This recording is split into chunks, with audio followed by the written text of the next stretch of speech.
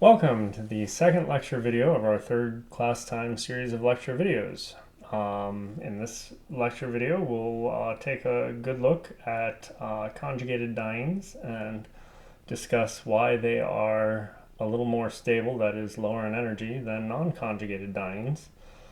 Of course, this comes after I've all told you that resonance is a lie, right? And here I am using it to justify some sort of stabilizing effect on conjugated dienes. So, of course, this stabilization has to do more with the fact that when you have interacting 2p orbitals, you have multiple molecular orbitals, and the different energy gaps between them compress, so they become closer and closer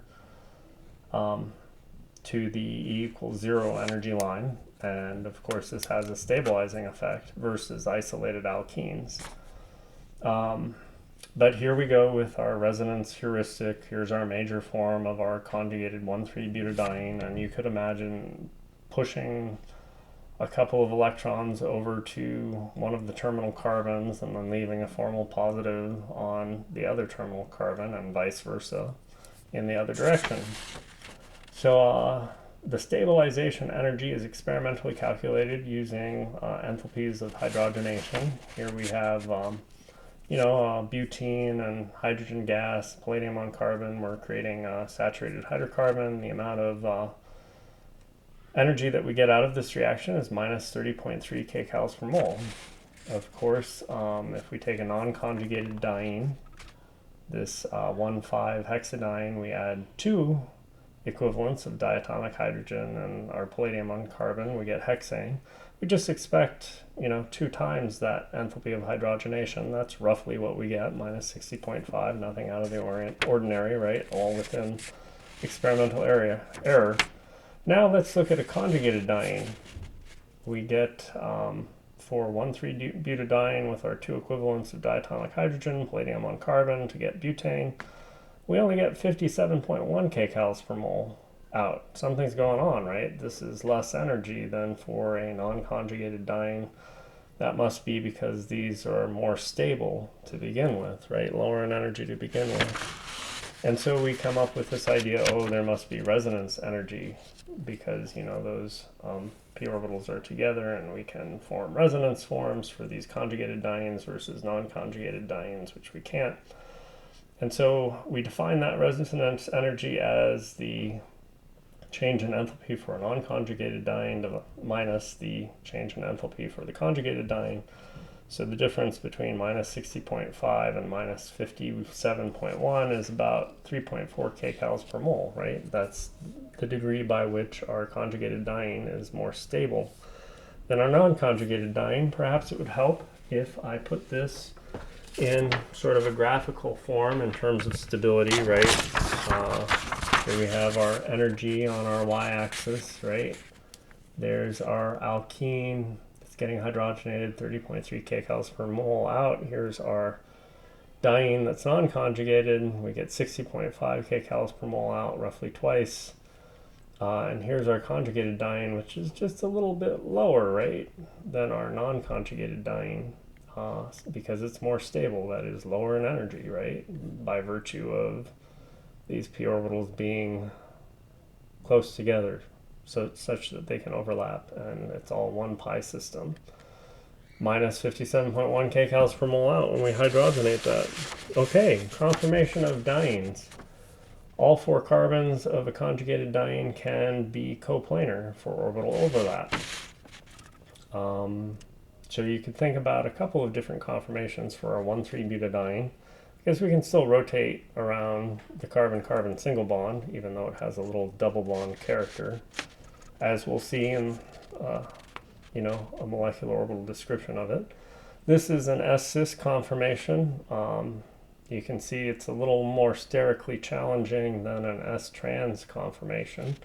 So our 1,3-butadiene likes to hang out in the S-trans conformation. It's not that it cannot reach the S-cis conformation, it's just that the S-trans is more stable by about 2.8 kcals per mole.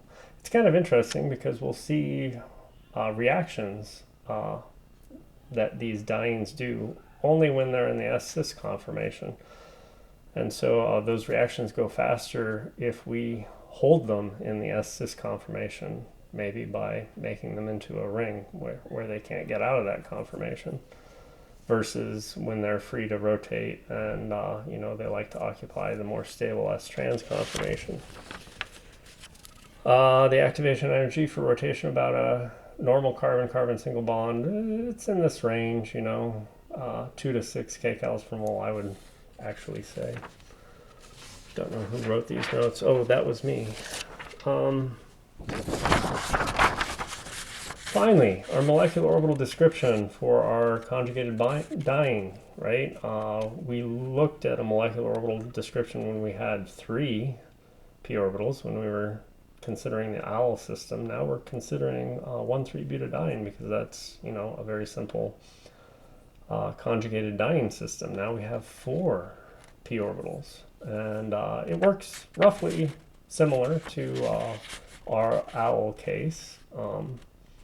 Let's look at the molecular orbital diagram in terms of the S-cis conformation. You could write similar pictures for the S-trans conformation, keeping the nodes all the same. It would just be a different geometry of molecular orbitals. You guessed it, there are 4 2p orbitals, so we get 4 molecular orbitals for our 1,3-butadiene. The lowest energy one, all the lobes of the p orbitals on the same side of the plane of the diene have the same phase, so either all dark and then on the opposite side all light. When we step one level up in energy, we add one node, a vertical node, and we do it judiciously, equally, so it cuts through carbon 2, carbon 3, that bond. And of course, when you cross a node, you invert the phases for the p orbital lobes. So that's the second molecular orbital. When you step up to the third molecular orbital energy, you have 2 nodes. And we put them in again judiciously and equivalently, such that they bisect carbon 1 and 2, and then 3 and 4. So you have this isolated alkene-like character between carbons 2 and 3 in this third molecular orbital. And of course, the highest energy molecular orbital, we have all isolated p orbitals.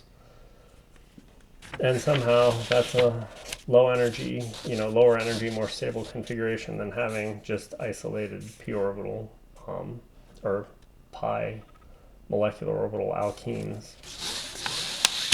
So that's the MO diagram for S-cis, 1,3-butadiene. The MO diagram for S-trans follows the same logic. That's pretty much it for this video. I hope this stuff isn't too crazy and confusing. We'll get more practice, I'm sure, in these videos and the questions associated with them, as well as the end of class questions. So hang in there, and I'll see you at the next one.